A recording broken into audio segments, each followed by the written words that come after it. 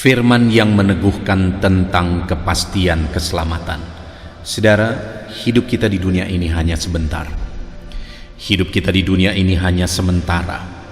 Segala sesuatunya akan berlalu, segala sesuatunya akan hilang, segala sesuatunya akan lenyap. Tubuh kita akan kembali kepada debu. Tetapi satu hal yang perlu kita pastikan adalah apakah jiwa kita sudah mengalami kepastian keselamatan. Apakah saat kita menyelesaikan perjalanan kehidupan kita di dunia ini, kita sudah pasti selamat, di mana tubuh kita kembali kepada debu, tetapi roh kita, jiwa kita kembali kepada Allah, masuk surga yang mulia, mengalami sukacita sampai selama-lamanya. Saudara, biarlah itu yang kita alami, yaitu kepastian keselamatan jiwa kita di dalam hidup ini. Itu sebabnya kita akan merenungkan 7 ayat firman Tuhan yang luar biasa tentang kepastian keselamatan. Yang pertama, saudara, adalah dari Lukas pasal 19 ayat 10. Demikian firman Tuhan. Sebab anak manusia datang untuk mencari dan menyelamatkan yang hilang. Saudara, satu hal yang perlu kita sadari, ketahui bersama, bahwa manusia, semua manusia yang hidup di dunia ini sudah berdosa. Dan orang-orang yang sudah jatuh ke dalam dosa, setiap orang yang sudah jatuh ke dalam dosa, itu terhilang dari Tuhan. Dulunya ketika Adam diciptakan manusia pertama, Adam memiliki hubungan yang dekat dengan Tuhan. Adam memiliki hubungan yang intim dengan Tuhan. Ada kedekatan, kesatuan dengan Tuhan. Tetapi oleh karena Adam melakukan pelanggaran dosa, akhirnya putus hubungan itu. Dan ketika putusnya hubungan manusia dengan Tuhan, maka manusia disebut sebagai orang terhilang, makhluk ciptaan Tuhan yang paling mulia, tetapi sudah terhilang oleh karena dosa. Itu sebabnya di sini dikatakan, sebab anak manusia datang untuk mencari dan menyelamatkan yang hilang. Kenapa Tuhan Yesus turun ke bumi, saudara? Mencari menyelamatkan yang hilang. Kenapa dia rela lahir di kandang domba? Mencari dan menyelamatkan yang hilang. Kenapa dia rela mati di kayu salib? Mencari dan menyelamatkan yang hilang. Saya dan saudara adalah orang-orang yang terhilang. Dan untuk kitalah Tuhan turun meninggalkan sorga. Untuk kitalah dia rela terhina, mati di kayu salib untuk menanggung dosa-dosa kita. Kenapa dia harus mencari dan menyelamatkan yang terhilang, saudara? Karena sekali lagi kita terhilang, dan yang kedua, kita tidak mungkin masuk sorga dengan usaha kita sendiri, karena hubungan kita sudah terputus dengan Tuhan. Kita tidak mungkin masuk sorga dengan kebaikan kita, dengan usaha kita, dengan perjuangan kita, karena hubungan kita telah putus dengan Tuhan. Kita hanya bisa masuk sorga jika Tuhan sendiri turun, dia mencari dan menyelamatkan setiap kita yang terhilang, maka kita bisa selamat. Itu sebabnya saat ini saudara serahkan hidupmu kepada Tuhan, karena Tuhan yang mencari dan menyelamatkan engkau. Tidak ada jalan lain. Satu hal yang saya mau pastikan, saudara, bahwa hanya orang yang mau menyerahkan hidupnya dan percaya kepada Tuhan Yesus sebagai Tuhan dan Juru Selamatnya yang akan diselamatkan. Karena hanya Yesus yang adalah Tuhan turun ke bumi untuk mencari dan menyelamatkan yang hilang. Ayat kedua, saudara, adalah dari Yohanes pasal 3 ayat 16. Di sana dikatakan, karena begitu besar kasih Allah akan dunia ini, sehingga ia telah mengaruniakan anaknya yang tunggal, supaya setiap orang yang percaya kepadanya tidak binasa, melainkan beroleh hidup yang kekal. Saudara, ada beberapa hal yang ditegaskan di dalam ayat ini. Hal pertama, dikatakan bahwa karena begitu besar kasih Allah akan dunia ini. Jadi sekalipun saya dan saudara sudah terhilang, sekalipun saya dan saudara sudah jatuh ke dalam dosa, sekali lagi, Allah begitu mengasihi setiap kita. Allah begitu mencintai setiap kita.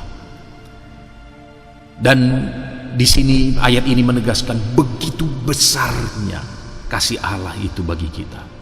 Dan ada bukti dari kasihnya, bukan hanya sekedar perkataan, saudara. Dikatakan di sini, karena begitu besar kasih Allah akan dunia ini, sehingga apa? Sehingga ia telah mengaruniakan anaknya yang tunggal. Kenapa dia korbankan anak tunggalnya, yaitu Tuhan Yesus Kristus? Karena begitu besarnya kasihnya bagi kita, karena begitu besarnya cintanya bagi kita, sehingga dia rela mengorbankan dirinya, mengorbankan anak tunggalnya bagi kita, saudara. Karena begitu besarnya cinta dan kasihnya bagi kita. Dan kemudian selanjutnya dikatakan, supaya setiap orang yang percaya kepadanya tidak binasa, melainkan beroleh hidup kekal. Kenapa dia begitu mencintai kita sehingga rela mengorbankan anak tunggalnya? Karena dia mau setiap orang tidak binasa, melainkan beroleh hidup yang kekal. Karena dia mau setiap manusia yang dia ciptakan tidak binasa, melainkan beroleh hidup yang kekal. Tetapi sekali lagi, apakah setiap orang akan selamat begitu saja?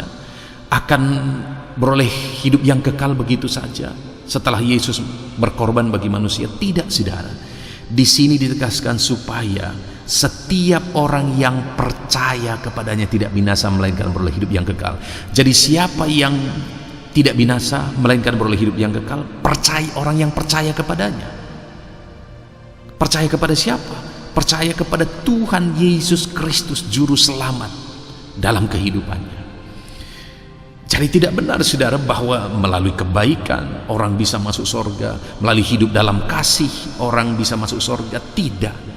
Orang yang bisa masuk surga itu hanya karena kasih Allah, hanya karena dia telah rela mengorbankan dirinya.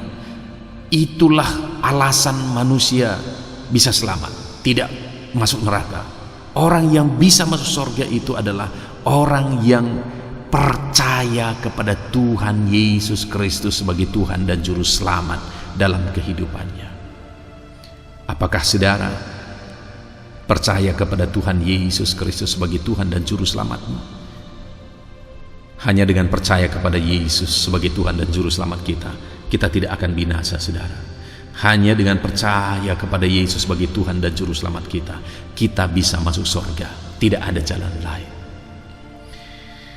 Ayat selanjutnya Yohanes 14 ayat 6. Di sana dengan tegas dikatakan, kata Yesus kepadanya, akulah jalan dan kebenaran dan hidup. Tidak ada seorang pun yang datang kepada Bapa kalau tidak melalui aku.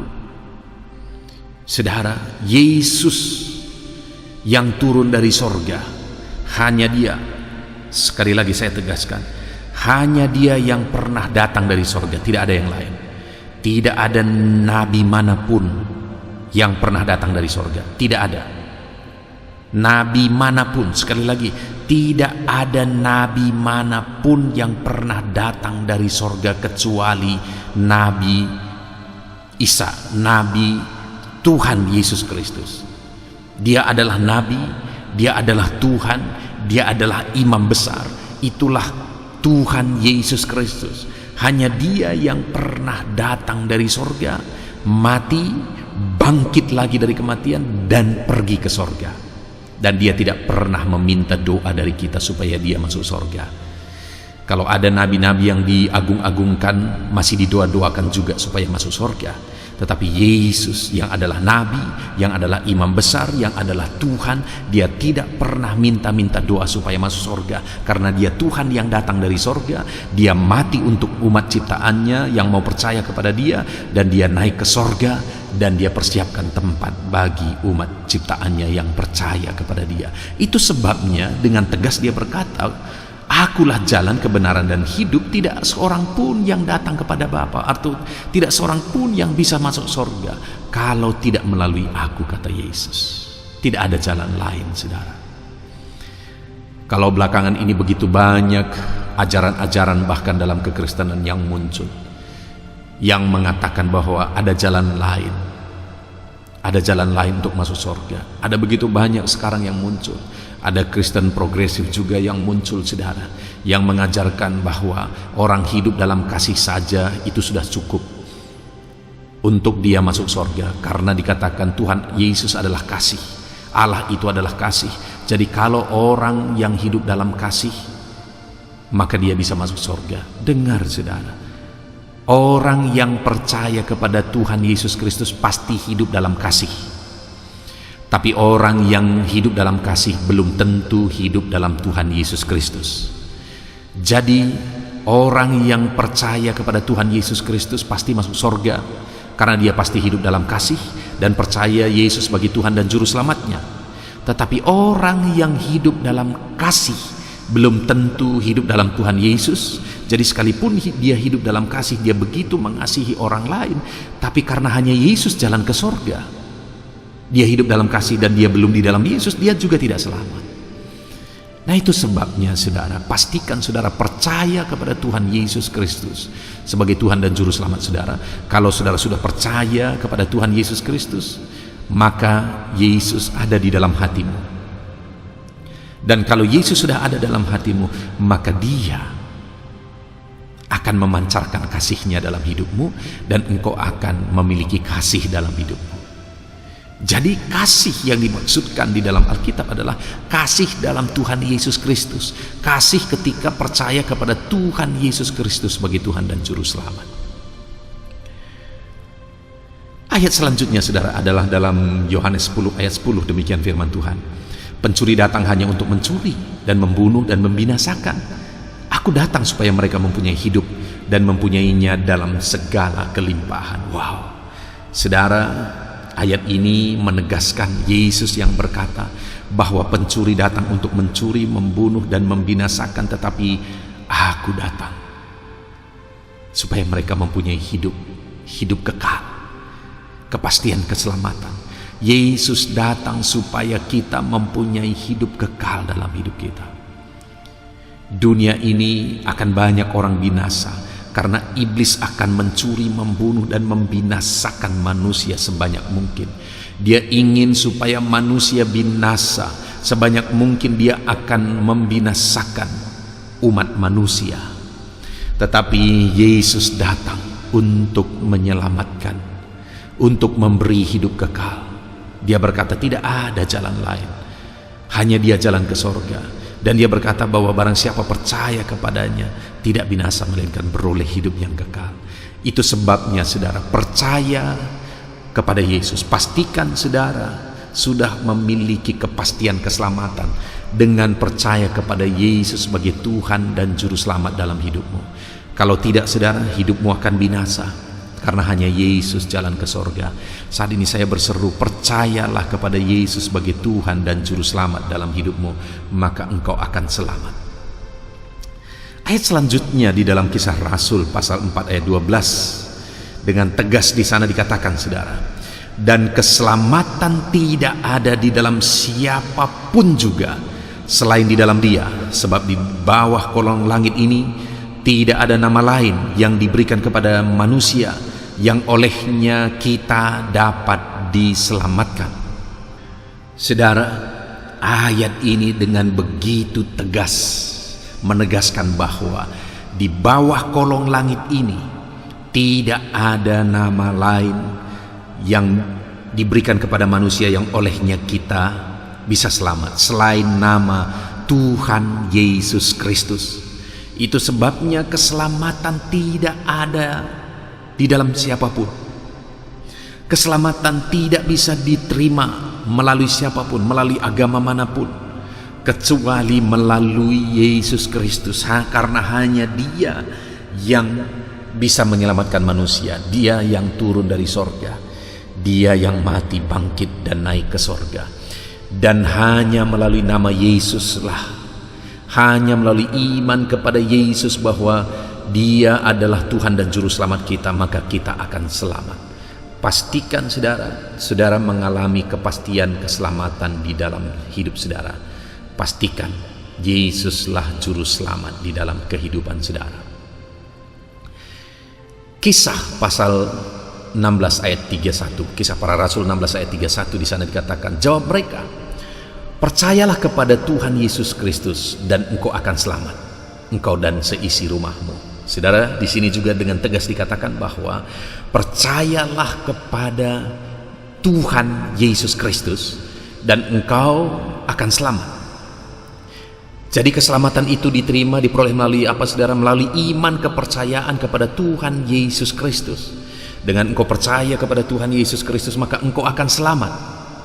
Dan bukan hanya engkau, ketika engkau diselamatkan, dan kasih Kristus juga akan mengalir bagi keluargamu, dan terang Kristus juga akan nyata bagi mereka. Ketika engkau percaya kepada Tuhan Yesus, hidupmu akan berubah, dan mereka juga akan tertarik untuk datang kepada Yesus, dan hidup mereka juga akan dipulihkan dan diselamatkan. Itu maksudnya di sini saudara, bahwa dengan kita percaya kepada Yesus, maka Yesus ada dalam diri kita, kasih Kristus mengalir bagi keluarga kita, akhirnya keluarga kita juga percaya Yesus, dan mereka juga akan mengalami keselamatan. Itu sebabnya saat ini saudara, pastikan saudara sudah mengalami kepastian keselamatan di dalam Yesus Kristus, maka engkau dan keluargamu akan juga percaya Yesus sebagai Tuhan dan Juru Selamatnya, dan semuanya akan diselamatkan. Ayat terakhir tentang kepastian keselamatan saudara adalah dari Efesus pasal 2 ayat 8 dan 9. Demikian firman Tuhan. Sebab karena kasih karunia kamu diselamatkan oleh iman. Itu bukan hasil usahamu, tetapi pemberian Allah. Itu bukan hasil pekerjaanmu. Jangan ada orang yang memegahkan diri. Saudara, ayat terakhir ini dengan tegas menyatakan bahwa kepastian keselamatan kita itu kita peroleh bukan hasil usaha, bukan hasil pekerjaan, bukan hasil jerih lelah, tetapi kepastian keselamatan kita peroleh melalui iman. Karena itu diberikan melalui kasih karunia, bukan melalui usaha, dan kita terima itu melalui iman kepada Yesus sebagai Tuhan dan Juru Selamat dalam hidup kita. Jadi saudara, pastikan saudara sudah percaya Yesus sebagai Tuhan dan Juru Selamatmu, dan engkau serta seisi rumahmu akan selamat ketika mereka juga percaya kepada Yesus Kristus sebagai Tuhan dan Juru Selamat mereka. Jadi kepastian keselamatan itu hanya ada dalam Yesus, dan kita akan terima itu ketika kita percaya Tuhan Yesus sebagai Tuhan dan Juru Selamat kita. Itu sebabnya pastikan saudara percaya kepada Yesus sebagai Tuhan dan Juru Selamatmu, maka engkau selamat. Puji Tuhan, kita bersyukur buat ada 7 ayat firman Tuhan yang luar biasa yang telah kita renungkan bersama tentang kepastian keselamatan saudara. Biarlah ke-7 ayat firman Tuhan ini meneguhkan saudara, dan saya percaya setiap saudara saat ini sudah mengalami kepastian keselamatan, sudah percaya Yesus sebagai Tuhan dan Juru Selamat dalam kehidupan saudara. Puji Tuhan, Tuhan berkati kita semua.